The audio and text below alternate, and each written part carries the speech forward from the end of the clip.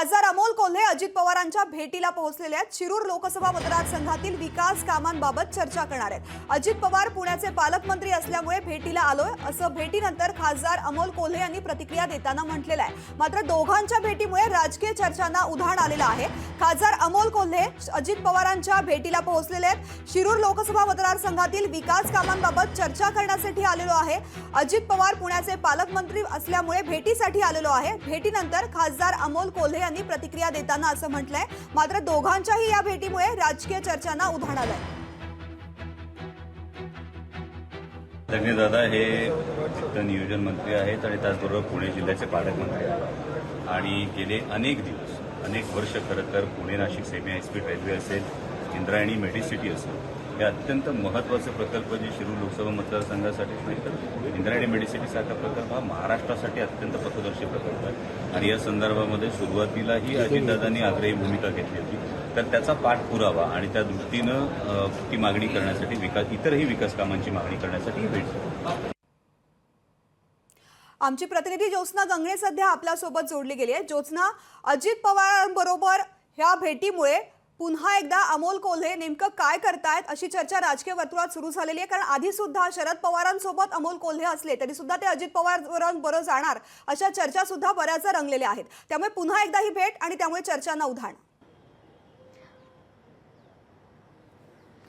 तृप्ती, अगदी बरोबर आहे। कारण अजित पवार गटाकडून जे ॲफिडेव्हिट लोकसभेमध्ये दाखल करण्यात आलेलं आहे, ज्यामध्ये 3 खासदारांची नावं जी आहेत ती अजित पवार गटाकडून वगळण्यात आलेली आहे। त्यामध्ये सर्वात पहिलं नाव आहे राज्यसभेचे खासदार शरद पवार, त्याबरोबर लोकसभेचे 2 शरद पवार गटाचे जे खासदार आहेत त्यामध्ये एक आहे सुप्रिया सुळे आणि दुसरं नाव आहे अमोल कोल्हे।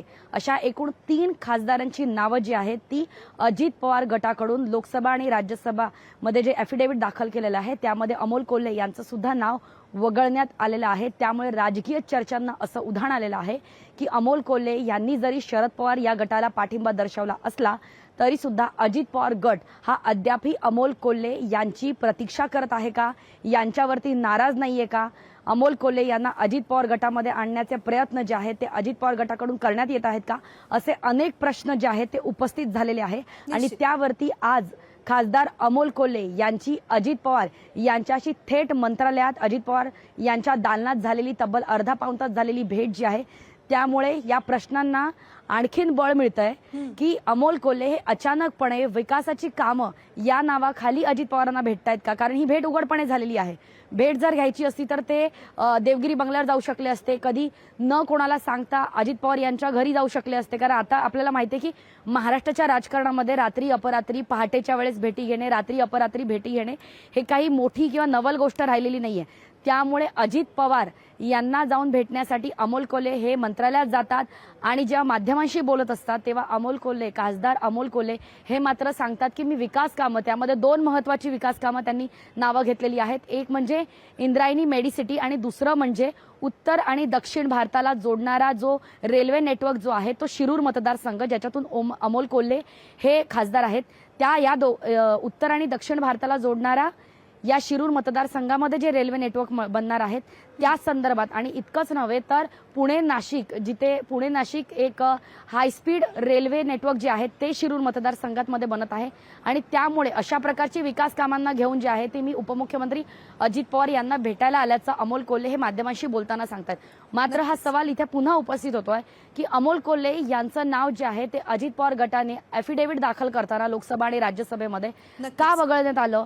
एक वेळ आपण शरद पवार आणि सुप्रिया सुळे यांचं नाव जे आहे ते अजित पवार गटाने गाळलं हे आपण एक वेळ समजू शकतो। कारण खूप धन्यवाद या संपूर्ण सविस्तर माहितीसाठी। लोकशाही मराठी ऐका, पहा, जागरूक रहा।